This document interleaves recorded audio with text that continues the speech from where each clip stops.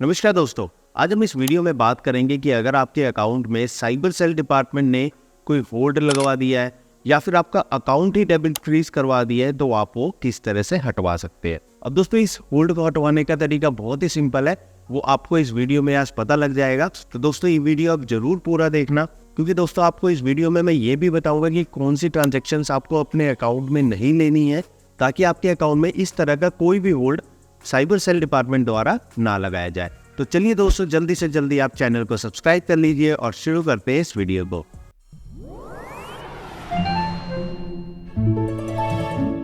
अब दोस्तों सबसे पहले बात करते हैं कि आखिरकार ये साइबर सेल डिपार्टमेंट आपके अकाउंट में क्यों अमाउंट को होल्ड करवा देते हैं या फिर आपका अकाउंट जो है डेबिट फ्रीज करवा देते हैं। अब दोस्तों इसको एक एग्जांपल से समझिए कि किसी के साथ अगर एक साइबर फ्रॉड हो जाता है तो वो कस्टमर क्या करता है, साइबर सेल डिपार्टमेंट को उनके नंबर पर 1930 पर कॉल करके कोई कंप्लेंट लॉन्च कर देता है, या फिर साइबर सेल डिपार्टमेंट के वेबसाइट पर जाकर वहां पर कंप्लेंट लॉन्च कर देता है और उनको बता देता है कि मेरे साथ इस अमाउंट का इस डेट को जो है फ्रॉड हुआ है। तो फिर साइबर सेल डिपार्टमेंट क्या करता है, उस अमाउंट को ट्रैक करता है और वो ये ट्रैक करते हैं कि ये अमाउंट फिर फर्दर किन किन अकाउंट्स में आगे गया है, और जिन जिन अकाउंट्स में फिर वो अमाउंट आगे जाता है वो सभी अकाउंट जो है साइबर सेल डिपार्टमेंट फिर डेबिट फ्रीज करवा देता है, या फिर जितना अमाउंट उनके अकाउंट में गया है उतने अमाउंट को जो है साइबर सेल डिपार्टमेंट होल्ड करवा देता है। अब दोस्तों दूसरी बात करते हैं कि अगर आपके अकाउंट में ये होल्ड लगा दिया है तो आप वो कैसे हटवा सकते हैं। अब दोस्तों इसमें सबसे पहले ये जान लीजिए कि अगर कोई साइबर सेल डिपार्टमेंट किसी भी बैंक को मेल करता है कि आप इस पर्टिकुलर अकाउंट को डेबिट फ्रीज कर दीजिए या फिर उस अकाउंट में इस पर्टिकुलर अमाउंट का होल्ड लगा दीजिए, तो फिर वो बैंक्स को जो है होल्ड लगाना पड़ता है या फिर अकाउंट को डेबिट फ्रीज भी करना पड़ता है। अब आपका अकाउंट तो डेबिट फ्रीज हो गया, लेकिन वो हटेगा कैसे? तो वो तभी हटेगा जब साइबर सेल डिपार्टमेंट फिर बैंक को मेल करेगा कि ये पर्टिकुलर हमने होल्ड अकाउंट में लगवाया था, अब उसको आप हटा दीजिए। तो इसका मतलब देखिए, अगर आप बैंक में जाते हैं और आप बैंक को डायरेक्टली अप्रोच करते हो और आप उनको बोलते हैं कि मेरे अकाउंट में ये होल्ड लगा दी है जो कि गलत है और आप इसको हटा दीजिए, तो बैंक कभी भी आपकी रिक्वेस्ट पे वो होल्ड नहीं हटाएगा। वो होल्ड तभी हटेगा जब साइबर सेल डिपार्टमेंट बैंक को जो है मेल करेंगे, और वो मेल आपको साइबर सेल डिपार्टमेंट से कैसे करवाना है अब वो जानते हैं। तो दोस्तों आपको सबसे पहले क्या करना है, आपको अपने बैंक में जाना है और आपको बैंक में ये पता करना है कि आपने मेरे अकाउंट में ये होल्ड लगाया है, तो आपने ये क्यों लगाया है। तो आपको बैंक बताएंगे कि हमारे पास साइबर सेल डिपार्टमेंट से मेल आया था, उन्होंने आपके अकाउंट पर होल्ड लगाया। तो आपको क्या करना है, आपको बैंक को एक रिटर्न लेटर देना है कि जो साइबर सेल डिपार्टमेंट से आपके पास मेल आया है या फिर आपके पास कोई लेटर आया है तो उसकी कॉपी आपको दे दी जाए। जब आपके पास उस साइबर सेल डिपार्टमेंट के मेल की या फिर लेटर की जब कॉपी आ जाएगी तो आपको क्या देखना है, आपको उस लेटर में देखना है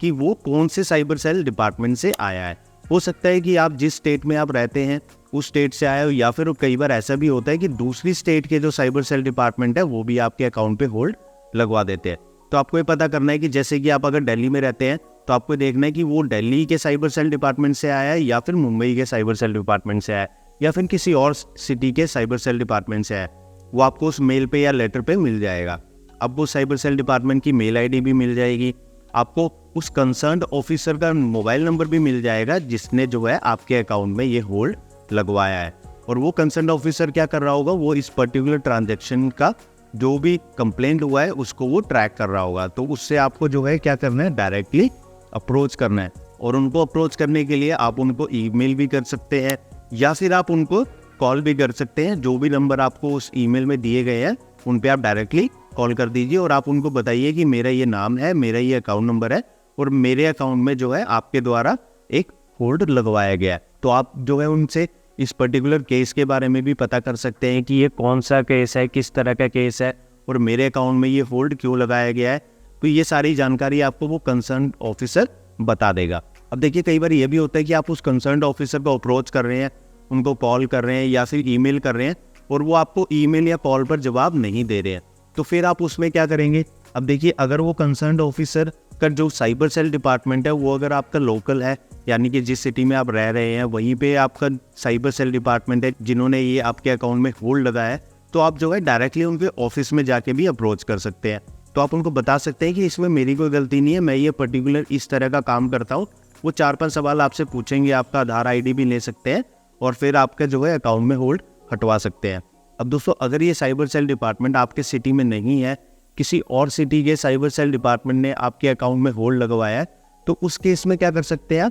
आप जो है अपने लोकल जो साइबर सेल डिपार्टमेंट है आप उनको रिक्वेस्ट कर सकते हैं कि वो कंसर्न साइबर सेल डिपार्टमेंट में बात करें कि जी मेरे अकाउंट में होल्ड लगवा दी है, और आप उनको रिक्वेस्ट कर सकते हैं, आप उनको रिटर्न में भी दे सकते हैं ताकि वो आपकी इस मैटर में जो है आपकी हेल्प कर सके। अब दोस्तों ये सब मेहनत करने के बाद भी अगर ऐसा होता है कि आपका अकाउंट से होल्ड नहीं हट रहा है और आपको पता है कि आप बेगुनाह हैं, आपने कोई भी साइबर फ्रॉड नहीं किया है, तो आप क्या कर सकते हैं, आप एक वकील कर सकते हैं और आप अपने लोकल कोर्ट में जो है आप केस भी फाइल कर सकते हैं। तो इस केस में क्या होगा कि आपका जो लोकल कोर्ट है साइबर सेल डिपार्टमेंट से इस केस के बारे में सारी जानकारी लेगा कि आपने ये अकाउंट में होल्ड क्यों लगवाया है इतने समय से, और आप ये होल्ड क्यों नहीं हटवा रहे हैं, या फिर आप ये होल्ड अगर हटवाएंगे तो आपको कितना समय अभी भी लगने वाला है ये केस रिजॉल्व करने में। तो ये सारी जानकारी फिर आप लोकल कोर्ट से भी ले सकते हैं। तो दोस्तों ये सारे तरीके हैं जो कि आप फॉलो कर सकते हैं अगर आपके अकाउंट में होल्ड लग गया है या फिर आपका अकाउंट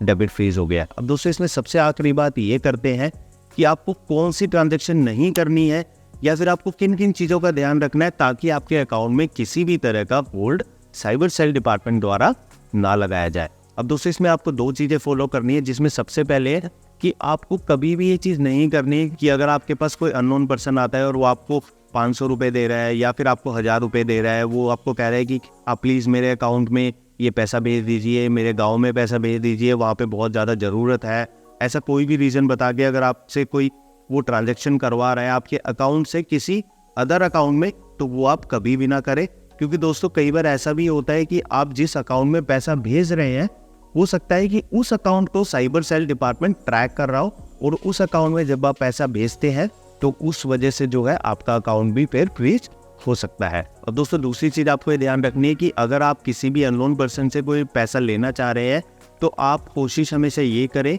कि आप वो पैसा उस अकाउंट में लें जिसमें आप कम से कम बैलेंस अपना रखते हैं। क्योंकि अगर कल को कभी भी साइबर सेल डिपार्टमेंट के द्वारा आपका अकाउंट डेबिट फ्रीज करवाया भी जाता है तो एटलीस्ट आपका इस केस में ज़्यादा फंड आपका फ्रीज नहीं होगा। अगर आप कोई ऐसा अकाउंट यूज़ कर रहे हैं जिसमें आपका बैलेंस भी अच्छा रहता है और कल को साइबर सेल डिपार्टमेंट उस अकाउंट को ही डेबिट फ्रीज करवा देता है, तो इस केस में देखिए दोस्तों आपको 4-5 महीने या फिर 6 महीने भी लग सकते हैं अपना केस रिजॉल्व करवाने में। तो 6 महीने तक अगर आपके अकाउंट में कोई बैलेंस आप यूज़ ही नहीं कर पा रहे तो उस केस में आपके साथ बहुत ज़्यादा समस्याएं हो सकती है। तो दोस्तों ये सब था जो कि आप फॉलो कर सकते हैं ताकि आपके अकाउंट में डेबिट फ्रीज ना लगे या फिर कोई भी अमाउंट आपके अकाउंट में साइबर सेल डिपार्टमेंट द्वारा फ्रीज ना करवाया जाए। और दोस्तों अगर ये वीडियो आपको पसंद आया हो तो इस वीडियो को जरूर लाइक करें, चैनल को सब्सक्राइब करें और इस बैंकर दोस्त के साथ हमेशा जुड़े रहें।